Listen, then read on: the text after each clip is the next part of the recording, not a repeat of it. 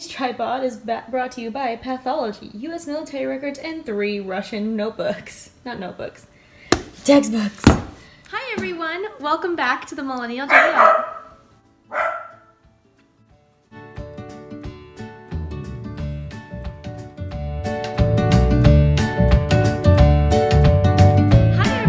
Welcome back to the Millennial Genealogist. I am Alexa Cardin and I am so excited for today's video. I went on my personal Instagram and the Millennial Genealogist Instagram and asked what you guys wanted to see today, and a lot of you are eagerly ready to research. So that's what today's going to be about. As I was getting ready to make this video, I was writing down so many things that I wanted to talk to you guys about that it was getting very overwhelming, and I had to remember the words of Michael Scott, keep it simple, stupid. So that's what I'm doing today. I'm gonna split this video up into today's video, and then on Wednesday I'll make a blog post about everything else I wanted to talk to you guys about today. So what I'm planning on doing is splitting up this video into 4 parts. I'm gonna split this up into census, birth and death, and marriage records. Those are the 4 records that I always suggest to start out with to lay a foundation on your family. And I say family because we are researching a whole family unit, not just one person. That one person might be a catalyst to your research, but you cannot do successful family history research with just focusing on one person. I'm gonna take you step by step on how I choose my family and how I begin my research. So let's get to the computer and let's get started. Our family. So for today's video, I'm gonna focus on using Ancestry. I like Ancestry because you can make your own tree, and it's just for you and your own research, and because when you make your own tree, sometimes you get little helpful hints that can help with your research. So the first thing you do is you always start with what you do know and you go to what you don't know. So I know who I am, I know who my parents are, and I know who my grandparents are. Once I've entered in all that information, you start to build your tree. Then once you have basic names and the look of your tree, you can start your research. That's when I go over to familysearch.org and see what family is already online but needs more information on, or what has already been researched about this family that is on Family Search. Once you choose your family, it is time to start with censuses.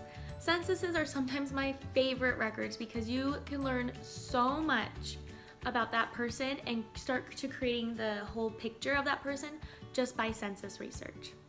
Now, for those of you who don't know what censuses are, they happen every 10 years for the federal census, starting in 1790. Now, this is when an enumerator goes around and pretty much just counts the population of a certain area. That certain area gets pulled in, and that is how we choose how many representatives that state gets in the House of Representatives. So it's a government thing. It also can tell what our population looks like at that time and that place. Is it growing? Is it getting smaller? Is it more diverse? A lot of things can be answered in censuses. I want to mention a few things that are important while you do your censuses. So the first American census was in 1790. The census in 1880, we finally get relationships to the head of household. In 1890 was burned in the Chicago fire. So unfortunately, if you do not find any records of the 1890 census, that's okay. It doesn't exist anymore. So no, if your ancestors lived between 1790 and 1940, you will be doing some census records every 10 years. So the first thing I always do is find my family in the census from the day they were born to the day they died, in every census possible, knowing that some of them might have been destroyed, and it's okay, we move on to the next one. But this is going to give us not only a timeline, but it's going to give us a sense of if they were moving, and where they were moving to, who were they living with, what other relationships were they making at that time, because in the bigger picture, this is all going to matter once we continue our research. So to begin census research, I pretty much just use Ancestry for censuses. They have all of them available, digitized online. It's easy to download, easy to print out, and just make sure you're finding your family unit in every census possible. So if they lived from 1800 to 1900, you're finding all those censuses in between for those decades. So I just wanted you guys to see what will pop up on Ancestry. So I looked up my great-great-grandmother, Grace Gull. She was my blog post last week. And here she is in the 1920 census. Her name's Grace. She was the daughter of the head of household, so George Gull is her father. She is a female, she was white, she was around 17 at this time. Looks like she was single, and she was attending school. She was able to read, so she was literate, and she was able to write. And she was born in Utah, and then her father was born in Utah, but look, if you look up into her father's, you could see his father was born in England. So this is where this comes in handy when you continue your research. That's why censuses are so important, to lay out a timeline. And you could see what her job was. So it looked like she was in...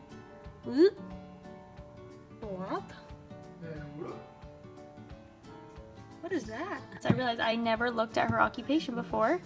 And she is a witch. Then I Googled. And it is someone who transcribes speech into shorthand. And she works in real estate, which this is so cool, I didn't know about. And she makes a wage.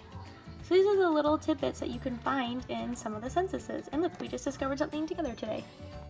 So the stalker in me came out again, and it says here that the street she lived on was West Temple, and she was in household 662, but when I Google mapped that, I don't know if it was West Temple South or West Temple North. So, but unfortunately they're both just offices and work, so there's no houses, so I don't know which one it is, but there's another little tidbit. You can do more Google Map stalking from a census. So I hope you guys enjoyed this video. I hope it was informative. I hope you got something out of it, something new. If not, maybe the next one will be helpful, but thanks for dropping by. If you have 5 minutes, just go type in a person's name you know that lived before 1940. Find them in the 1940 census, and you can see how much you'll learn about them just from that census record, and maybe that will spark the little fire. But I hope you guys have a great Sunday. Thank you so much for joining me again, and I can't wait to see you guys in the next video. Bye.